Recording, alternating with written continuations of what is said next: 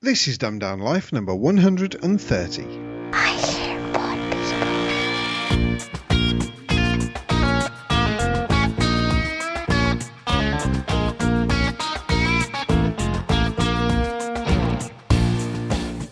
Good evening, Darren.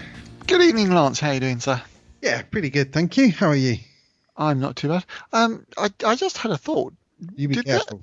Did the Apple thing, was that announced before the last show? What Apple thing? You know, the Apple Watch and the iPhone 6 and all that. Was that even... Yeah. Did we discuss it last week? Yeah. Oh, do you not listen to our shows? Well, yeah, but generally the day after, and I've forgotten it by the day after that. Yes, I think it was the day or the day before. It was on a Wednesday and we recorded on a Thursday? I don't know. But yes, it had happened and we did discuss it because we were talking about the watches and then the Apple Watch and then talked about our watches because they work and stuff. But I think we've covered watches particularly well just recently, haven't we? Well, but before we close that subject off for a while... Okay. How's it been getting on? What, my watch? Yeah. Awesome. With the phone? Awesome. Anything new? Not really, no. I've just been using it as I've been using it, but it's been performing perfectly, as it Good. should. Although the battery life does seem to be down to about 3 days rather than 4. Oh, down to 3 days. I think in the world of wearable technology, 3 days is pretty good. I'm not complaining. No, I'm still only getting the 1 day out of mine, but that's more because I'm still sort of playing with it and showing it around. And yeah, I think I've calmed down with the playing thing, and I'm now just using. I possibly get more notifications than you as well because it's tied in with the work email and the work I thought you were going service. to say you were more popular than me for a moment. Oh goodness, no. No, I tend to be wandering around the office and get an email notification on the watch so that I know not to go back to my desk but to wander off to somebody else's desk and that sort of thing. Yeah. So it does get quite a heavy lot of use. There's a lot of talking on the internet about whether these are a fad or whether they're going to catch on or whether there's any proper use for them. But certainly for me, sort of having... The same was said about television, the same was said about iPads. Yes and no. Yes and no. I mean, the watches so far don't really add anything to what having a phone can do. But for me, it makes it a little bit, that tiny bit more convenient. It's a convenience thing more than an absolute need, isn't it? Yeah, and depending on how you use your phone, a lot of people turn all the notifications on their phone off. Really? And they purely pull them out when they've got nothing to do or on a routine when they want to see what's going on, rather than having the phone constantly buzzing in their pocket. Wow. So for those sort of people, one of these watches is absolutely a waste of time. Yeah. Time. Watch. But yes, okay. Well, we'll limit it to that then for the phones, and that was phones and watches. You're listening to Dumbed Down Life. Right, so we'll change track from sciencey stuff and watchy, phony type stuff. Well, I suppose this kind of stays in with watches and phones. I thought you were just going to start talking about the comet, and then we could finish the show up within 10 minutes. What's happened with the comet? Oh, they've picked a landing site, haven't they? That's right. They've picked a landing. Well, yeah, is this not one of your subjects for later on? No, it isn't. No. All right, we'll cover that now then. Yes, they've narrowed their shortlist from 5 down to 2, a primary and a backup. I think I don't know how they come up with the designations, but they've chosen to land on site C. Oh, it was C because it was J was the one. Sorry, other way around then. They're landing on site J. And then site C is their backup. But as they only had 5, I don't think J is the 5th letter of the alphabet, is it? So I don't know how they came up with the designations. But yeah, they seem to think that they're going to need an awful lot of luck for it to land safely. The thing is, and now this is bad research on our behalf, because I think that what we've been doing is seeing the headlines, reading the web pages on it must be news. What's the news round? Because we're not really getting that much information. A little bit of digging in this week, and what I found. We were talking when we first started talking about this. We were talking about how they weren't sure how much gravity there was going to be. Mm-hmm. And yet, this satellite that was launched 10 years ago has got harpoon yes and drilled feet designed to land on a surface that's got very little gravity. So they weren't actually that surprised to find that it has very little gravity. Yeah. So, it's going to be interesting, and it's going to be a reoccurring subject, I'm sure. But it's getting closer and closer. Yeah, we'll do a little pick up again when they actually start launching the lander, won't it? Which is going to be November? I think so, yeah. There's me saying I'm totally unprepared for this because I wasn't planning on talking about it. So. That's fine. And it's only that I saw sort of the article about it and showing you sort of the size of the thing. The lander itself is about a metre square. Yeah, it's not very big, is it? Yeah. I'm only going by the fact that the model was half a metre square, so and that was half scale. So yeah, it's going to fire out this tiny little bit. Again, I thought it was going to be the entire thing sort of lands on the comet. No, but no, it's just a tiny particle of it that comes out. Philae or something it's called. Is that because it's the guts of the satellite? No, it's some Roman or Greek god thing, I believe. In the same way as the Rosetta is a link to that's just a stone, isn't it? The Rosetta stone is placed. Say to me Rosetta, and I'm always thinking of these language courses. Well, you know why, don't you? Do you know why why Rosetta Stone is called Rosetta Stone? No. Right. And again, I don't know the whole facts. I might get this wrong, but the essence of it is. I believe it was some archaeologists found a huge block of stone when excavating some Egyptian pyramids. Right. And on there was a translation from hieroglyphics to Greek. Right. And as we knew the Greek language, we could decipher the Greek and thus decipher the hieroglyphics. So Rosetta Stone became, they sort of poached that as a translation, and languages. That's clever. You learn something new every day. I might have got it. It might not be Greek. It might be Latin. I'm not entirely sure, but the essence of it is that. Yeah. So, sorry, Lance. What is it you wanted to talk about? It kind of stays with phones because what I'm going to talk about is used on phones and tablets and PCs. Microsoft have bought Minecraft.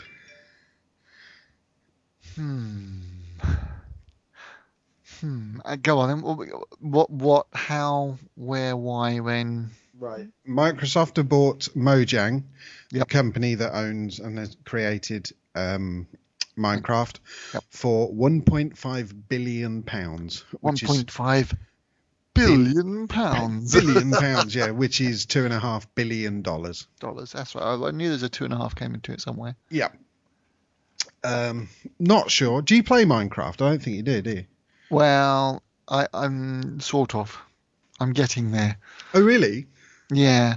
When we went out to Turkey. Too late. When we went out to Turkey, we put Minecraft on the tablets. Yeah. And the girls were quite happily playing Minecraft together.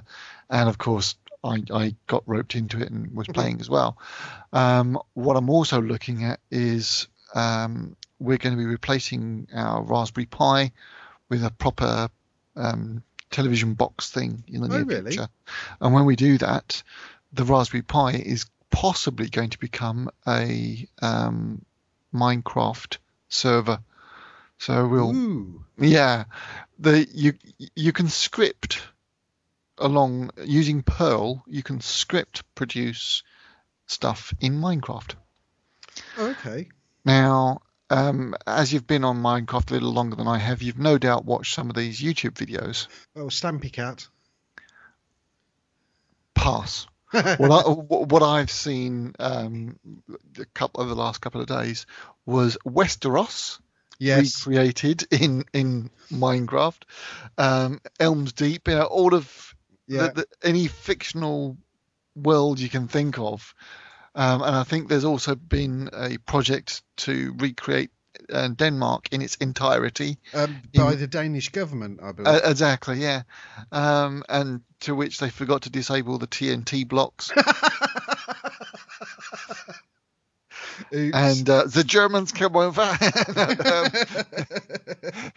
Yeah, but it was vandalised. I'm not sure whether it was how it was dealt with and whether it was... Some of the stuff people have built on there is phenomenal. So what I'm looking at is that those things are... Surely they've not been built one block at a time. I don't know. I because I didn't know that you could script, I assumed they were. But from what you've said, that's possibly not entirely true. What I don't know is what level of involvement the scripting is. Whether the scripting is simply creating resources for them to build with or something. Well, no. I'm thinking like the old, the little turtle things that we had in BBC Model Bs, where you would say, go forward, put down the green pen, turn left, go forward, left green pen, turn. Big track. Yeah. Is that all that the scripting can do with Minecraft? Go forward, place a block of stone, or go right, place a block of, and is that what it's limited to, or can we say place a 10 by 10 block of? Yeah, I don't know. So this is something I'm interested in learning. Yeah. Because your old days of 10 print hello 20. You'd end up with a screen full of the word hello. Great. Yeah. But if you can draw out onto a piece of paper how you want your ice castle to look, and then you can write it into a script, and then you can but surely writing the script would take almost as, if it's something as complicated as Westeros, surely writing the script would take just as long as physically going out and mining the stuff within the game. You write a script that says this is the script to create a house. Yeah. Okay. Yeah. Then you replicate that house, but building the king's castle or something. I mean, once you've done that, written the script for that, you might just as well have built it. I don't know. Personally, I wouldn't want to script it though, because half the whole point and the fun of it is building it. This is where, like I say, I don't know what. I mean, in essence, it's a cheat code, isn't it? Yes and no. It's a way of learning. I suppose. Yeah. Okay. Fair enough. I'll give you that. How to write scripts. Yeah, it's a learning tool for scripting, which is the point, rather than the point is to play Minecraft and build stuff. It's a means to an end, isn't it? Yeah, I can see that. I mean, if you were to want to create the town you live in, then the art part would be in creating the first house of the row. And then the script simply says, and do that for the rest of the road. Yeah. So you've still got the enjoyment of and the artisticness of creating the house. But then you don't go, right, now I've got to create 10,000 of these houses for this area. You can simply lay them out. And then you get the enjoyment of walking down your street and getting that aspect of it, and with zombies and whatever. Yeah. So how much of this is going to change now Microsoft have bought it? Well, this is the thing. If they take something on like this and then change it, it loses its appeal, and people stop using it, and therefore it loses its value. And also, if they take it and don't continue to develop, then you've lost the interest to a point there as well. But how much development does it need? Because isn't it a plain field into which you want people to build their own stuff. But there was continual development with new blocks and new ways of blocks interacting with other blocks. Right. When it first came out, I mean, I don't know if you've seen, because Minecraft's been in the news a lot. There's been pages that show you the cool stuff people have built in Minecraft. Yeah. So have you seen the fully working automatic playing piano? Have you seen the fully working 16-bit computer? Yep. Right. You couldn't do that when Minecraft initially came out. There's no such thing as redstone. Right. And then they created redstone that you put a pressure pad on and whatever, and you can make slidey Star Trek doors. Yeah. And then they made it be able to do something else, and then something else, and something else. And people have sort of worked out the logic of how it works and built really complicated stuff. Yeah. And just recently they've added new types of blocks, and new animals. I mean, there's wolves and dogs and stuff that you can tame and things like that now. So they're continually developing, giving other stuff to do, that you can do, rather than just mining stone and building castles. Yeah. And will Microsoft continue to develop that? Will they bring it in with, oh yeah, we've developed all these new blocks, but give us another £2 and you can have them in-app purchases, basically? Will they do that? Well, I'm not sure why they've bought it. I mean, because it made $100 million last year. Last year, sure. But also, and it did the year before. But there's also very popular after-school clubs, and it's being used as an educational tool. Yeah. So they could develop it in that way, or they could use that as a way into schools. They could use it as a way of trying to get more people onto Skype, or as a way of getting more people into. So they'll build in Skype into Microsoft forums. So you can talk to the people you're playing with through Skype built into the. Yeah, okay. There's all sorts of things they could have in mind, and I think that simply trying to monetize it beyond the way it already is. I mean, there's two ways they can go, isn't there? A land grab, a money grab, basically, and kill it. So whack in loads of stuff, people pay loads of money, then get disillusioned and walk away, but Microsoft has still made an absolute fortune. Or go long term and just keep developing it and people will keep buying it. Yeah. So I struggle with what the appeal is. Perhaps I'm just only slowly picking this up. I mean, I tend not to play very much on my own. But me and my daughter will spend a couple of hours, 2-3 hours a weekend when she comes down, just doing stuff and silly stuff. We're building houses, we're going out hunting zombies and stuff, and it's something me and my daughter play together. Yeah. So that's kind of the appeal for me.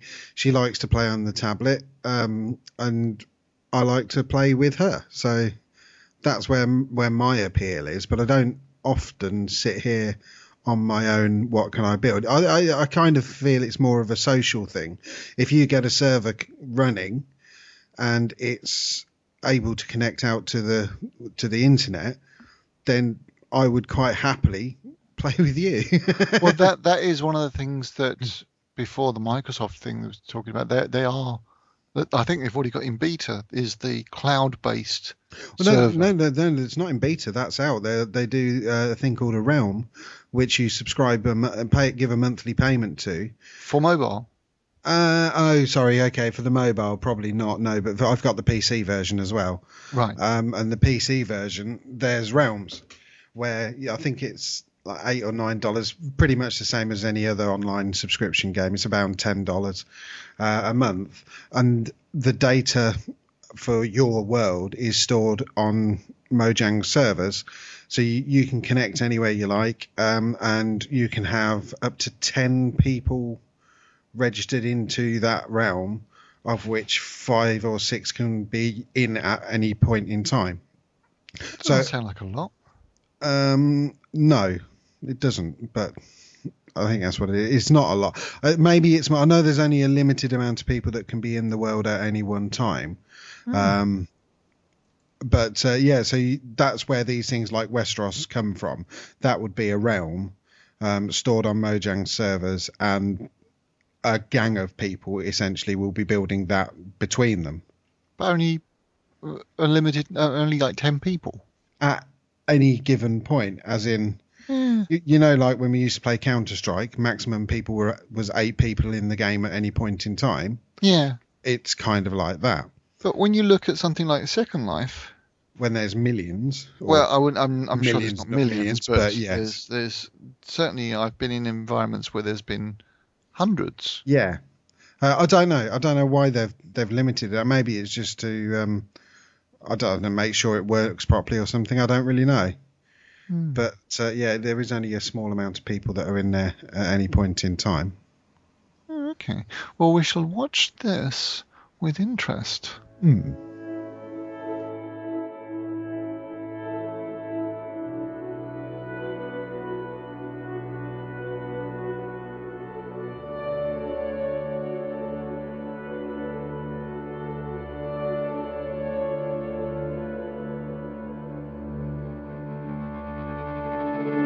The skies are cold and gray.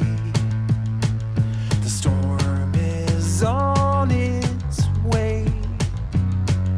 The flat horizon, leafless trees, there's nothing far as you can see out here.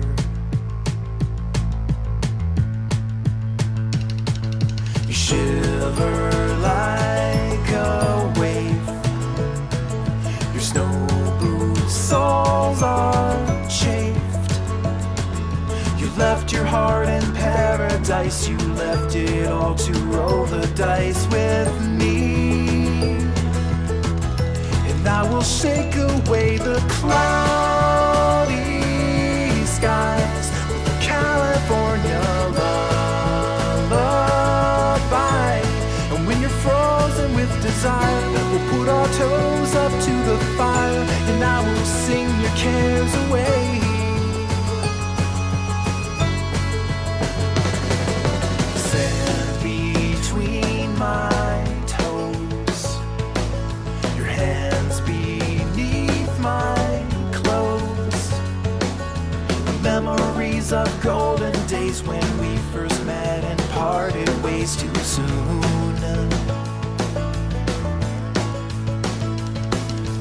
Distance lost its flight when you lay down at night. Without a map, you chose your heart. Now we are one, but you're still far from home. So let me shake away the cloudy skies with the California lullaby. When you're frozen with desire, we'll put our toes up to the fire, and I will sing your cares away. And when you're frozen with desire, we'll put our toes up to the fire, and I will sing your cares away. I know it feels like spinning wheels, digging you much deeper in the snow.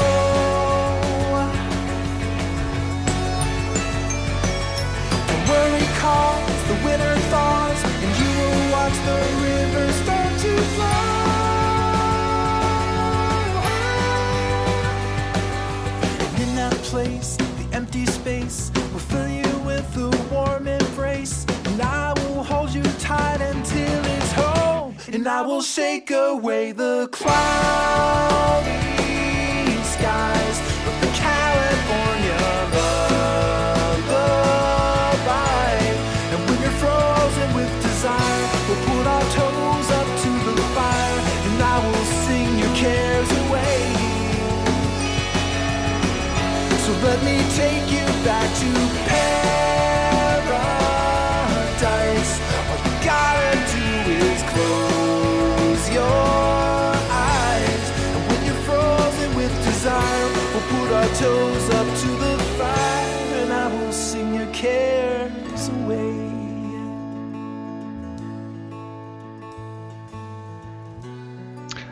And that was Josh Woodward with California Lullaby.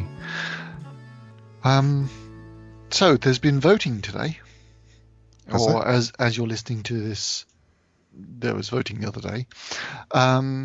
Up north. No, they're not voting today. Are they? Oh, is it tomorrow? Yeah. Today is the last day of campaigning. Campaigning. Okay. There's been voting on Thursday. Friday. Oh, hang on. What day are we? Today's the last day of campaigning. Tomorrow, which is Thursday, is the voting. And then I'm not convinced of that. Hang on. I'm not convinced. I thought the voting was today. That's how... Scottish referendum. Scottish referendum. And I have two topics related to Scotland. Right. Scottish referendum takes place on Thursday, the 18th of December. So that's tomorrow. Right. Okay. And depending on the outcome of this vote, Scotland either stays or leaves the United Kingdom. Yes? Yes. There is a particular well-known article that represents the United Kingdom. Yes. I think I know where you're going. Yeah. What happens to the flag? Union Jack. Union flag? Union flag. What happens to that if Scotland were to leave the UK? I suppose technically you'd lose the blue and the white, the blue background and the white cross. So if you lose the blue background and the white cross, you end up with... a white background with a red cross. Well, with two red crosses? No. Well, we don't, because the white background with the red cross is England. Yes. See, this is the thing. Wales is not particularly well represented in the Union flag, and neither is Northern Ireland. So where does the red diagonal cross come from? Oh, wait, hang on. Because the Welsh flag is the dragon. Is the green and white with the red dragon over it. So there's all sorts of different ideas. So is the other around. cross just an allusion to the fact that there's red in the Welsh flag? Because there's no green, is there? Well, that's the thing. There's a suggestion that perhaps if Scotland were to leave the Union, that we have red, white, and green, or red, white, and half green to sort of better bring the Welsh represent the Welsh flag. I think you'll find what will happen is absolutely nothing. As in, they're not going to leave us. Well, that is my personal thought, yes. But I think should they stay, should they go, they won't change the flag one bit. It's too ingrained in being Britain. Interesting. I mean, you can argue for the elements that make that flag up are representative of the member countries, and if one of those countries leave, it shouldn't be there. But that flag is representative of Britain. But we have seen flags change as the Union flag has changed over the years. So it's not unreasonable an assumption that it would change, but I personally don't think it will.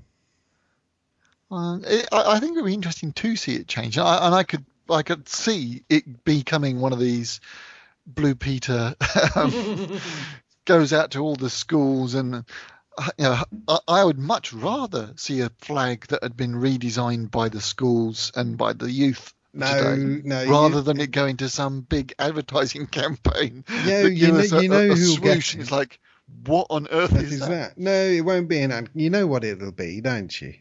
Go on. It'll be Simon Cowell. What? He is the flag. Yeah.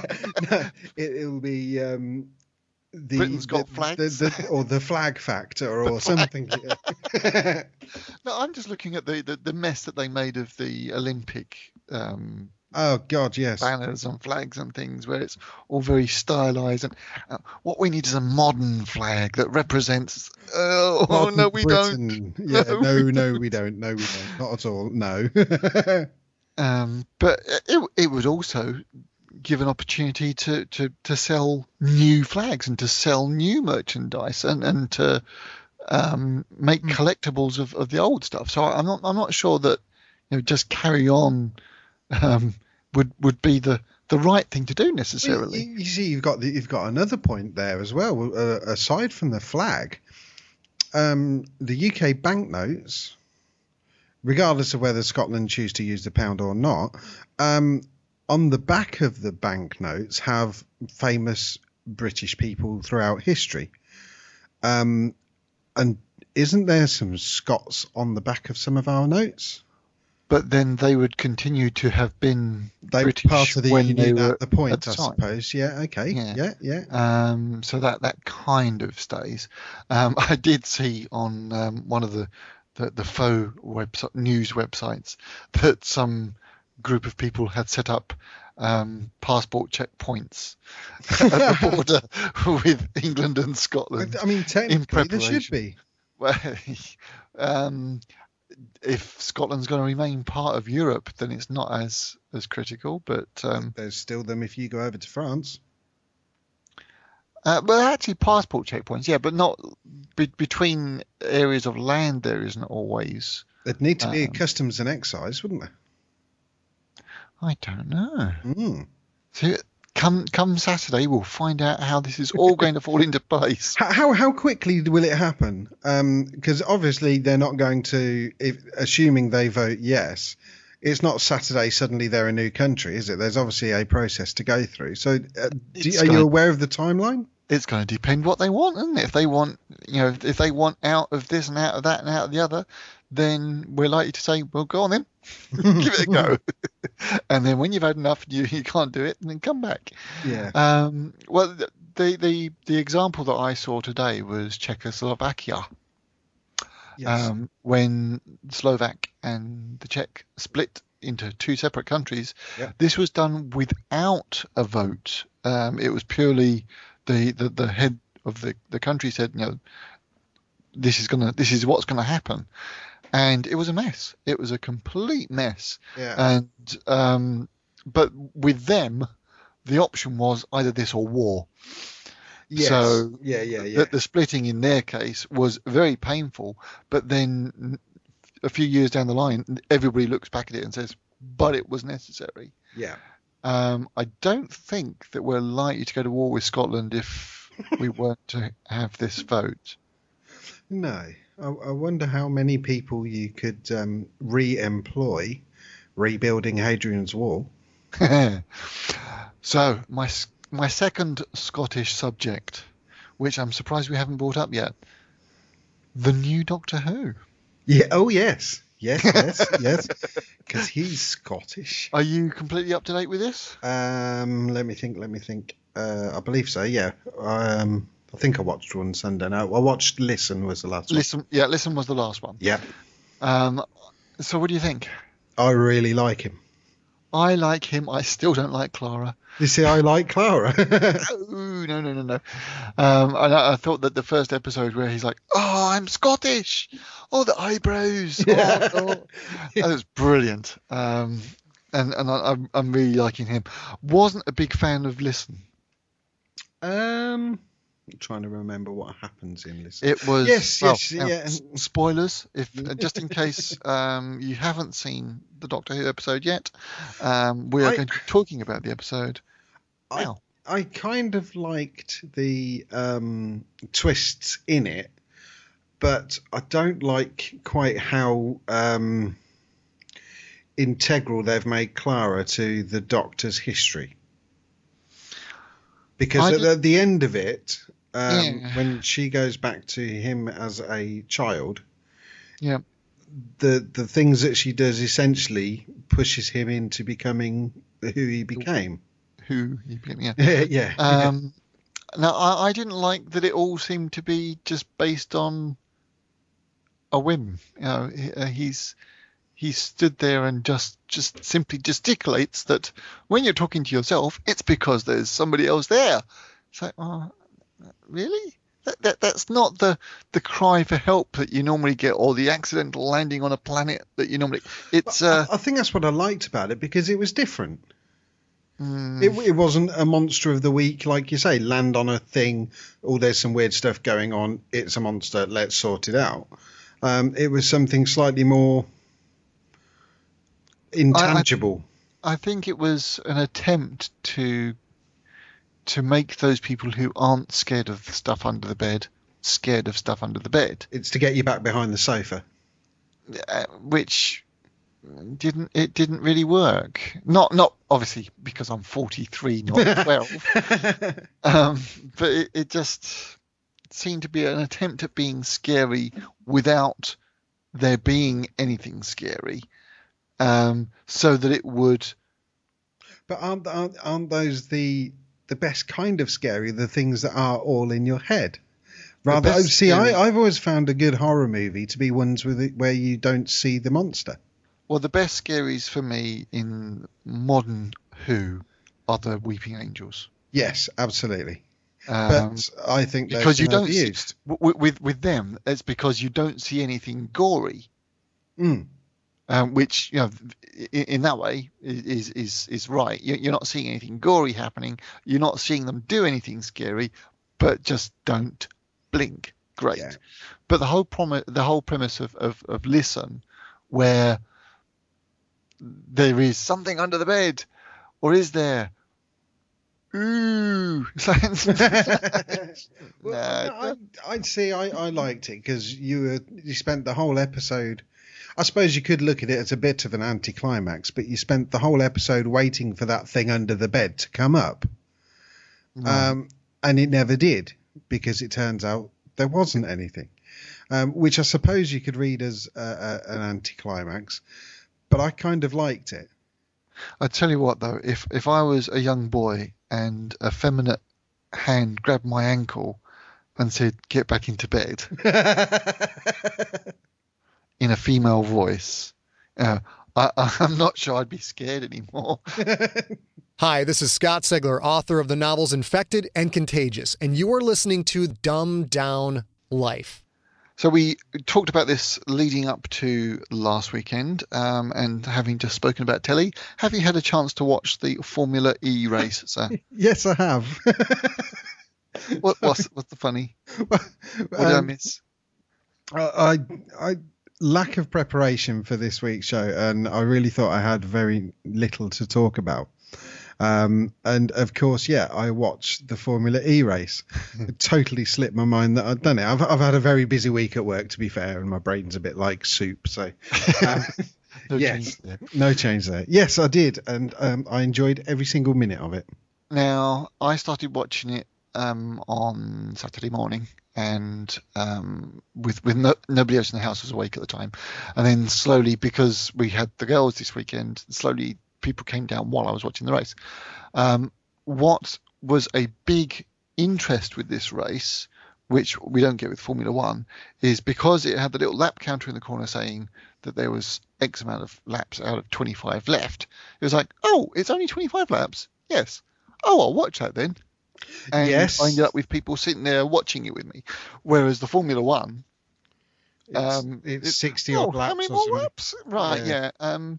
And the complete lack of interest. So, a couple of people sat there watching the race with me, and granted, they were all like, oh, so they're going around the corner again?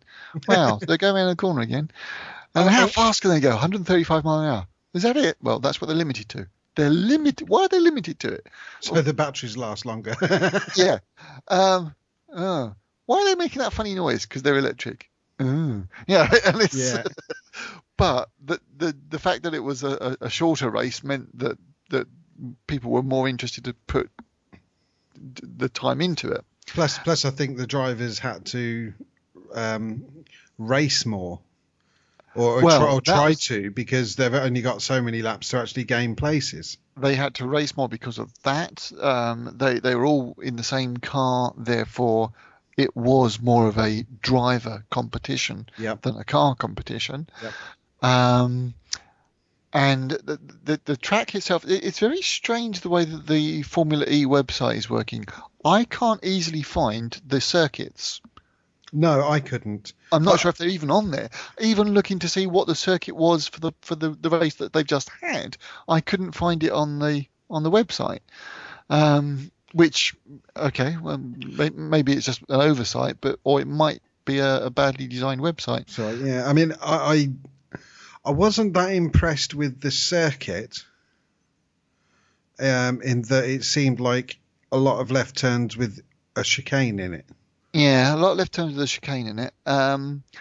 It was pretty much a square, wasn't it? But from what I could gather, it was more or less a square with one long straight with a couple of bends in it, a couple of chicanes in it to give them something to do. Now, one of the problems with street circuits, and it's not, it's only because we've had years of Formula One that this became blatantly obvious, is camera placing. You couldn't get that nice long shot of it of the cars coming down an Essing. A what? An S. Essing. Essing. Sorry, yes, not... Yeah. Not effing. Essing. A long shot of cars weaving left and right, coming towards the camera, and then going down a long narrow curve.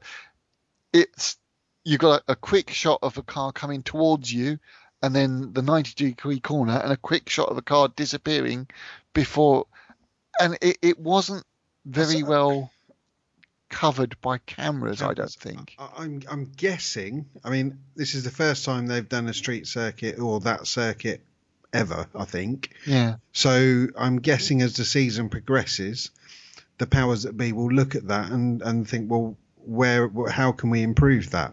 Yeah. And it may be down to the city that they're doing it in, because I mean it was in Beijing, wasn't it? Yep. And that looked a fairly heavily built up area that they were racing in. Yep. So I'm guessing they were fairly restricted in what they could do. They will be in any city though, surely, because that's the thing with racing in the streets. You don't have the big runoff areas and the huge sand. No. But if you're doing it somewhere that is slightly more of an open city, and not all cities are just skyscrapers, then they may be able to do more with it. I don't know where they're doing are they doing the London circuit around the Olympic Park? This is my fear. I don't want them to. No, I'd rather see them going blatting past Tower Bridge and stuff. But yeah, I suspect, and I think I've read that they're going to do it in the Olympic Park. Well, that would make sense for availability. It's going to be easier for them to do that. There'll be less of London to close off to do it.